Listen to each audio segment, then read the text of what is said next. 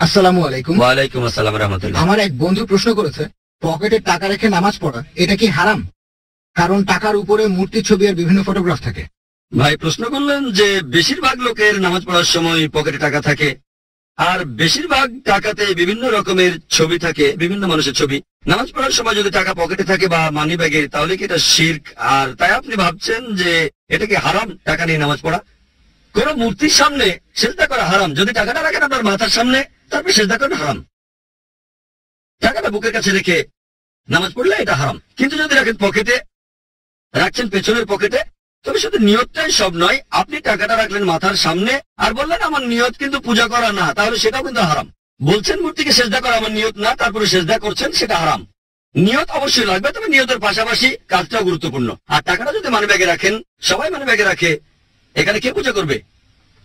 ঠিক, মানি ব্যাগটা রাখছেন পেছনের পকেটে, অবশ্য অনেকে বুক পকেটে টাকা রাখে। এখন টাকা দেখা না গেলে কোনো সমস্যা নেই, এটা অনেক সময় হয়। অনেকে বুক পকেটে টাকা রেখে নামাজ পড়ে, যখন সেজদায় যায় টাকাটা তখন পড়ে যায়, তখন একটু খেয়াল রাখতে হবে। টাকাটা তুলে নিয়ে পকেটে রাখেন, সমস্যা নেই, নড়াচড়া করতে পারবেন না এমন না। যদি দেখেন কেউ ভুল করছে, সামনে দিয়ে হেঁটে যাচ্ছে, তাকে থামাতে পারেন আপনি। হাদিস বলছে থামানোর জন্য শক্তিও প্রয়োগ করতে পারেন। ঠিক, যদি এমন কিছু হয়, ধরেন পকেটে টাকা ছিল, সেটা আপনার সামনে পড়লো আর তাতে ছবি আছে, টাকাটা তুলে প্যান্টের পকেটে রাখেন যাতে আবার না পড়ে। তা না হলে এভাবে আপনাকে অনেকবার টাকাটা তুলতে হবে, এই ব্যাপারে খেয়াল রাখতে হবে। এটা বাদে টাকাটা যদি পকেটে থাকে তাহলে কোনোভাবে শিরক না।